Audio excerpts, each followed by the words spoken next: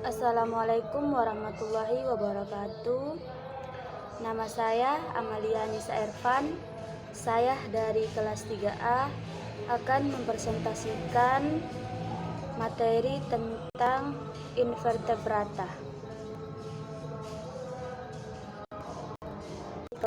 Saya akan menjelaskan tentang invertebrata.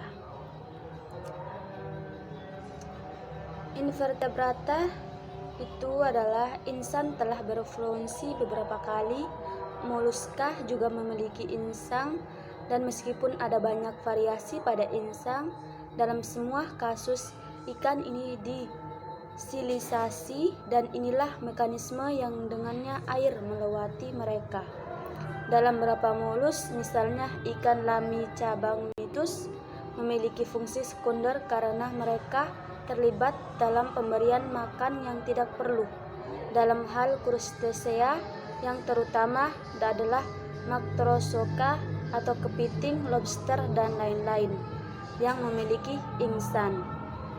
Pada binatang ini, insan biasanya diambil dari bagian dada atau kadang-kadang bagian perut, biasanya tertutup, dan karapace tersebut. Sifat dan jumlahnya insannya berhubungan dengan lingkungan hidup hewan.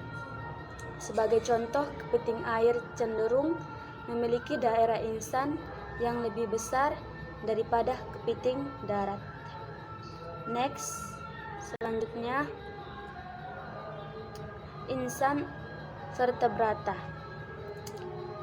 Insan vertebrata itu filamentus insan, dan insannya lameral, yang keduanya adalah paling umum. Banyak invertebrata hanya memiliki insan eksternal selama tahap pengembangan tertentu. Misalnya ikan dan larva amfibi, insan internal jauh lebih umum. Insan paling baik dikembangkan dan dipahami dalam ikan telos pada gambar 5.3. Itu terdiri dari beberapa lingkungan insan yang mencakup dua barisan filamen insan pada setiap filamen terhadap deretan insan lamella yang tempat penuangan gas, aliran air, dan darah dalam arah yang berlawanan. Dan pengaturan berlawanan yang memaksimalkan 0 menyerap ke dalam darah, air berpindah ke insan dan membuahkan mulut dan rongga opercular atau gambar 5.0. Selanjutnya, paru-paru invertebrata. Beberapa kelas moluska, misalnya siput polymate, paru-paru ditemukan di bagian belakang binatang seperti itu, tempat rongga mantel menyatu dengan bagian belakang binatang pada gambar 5.5, dan dapat ditutup ke atmosfer dan menutup pneumotome. Jenis ini dapat diberi ventilasi, tetapi pertukaran gas antara lingkungan dan paru-paru biasanya dilakukan dengan difusi sederhana.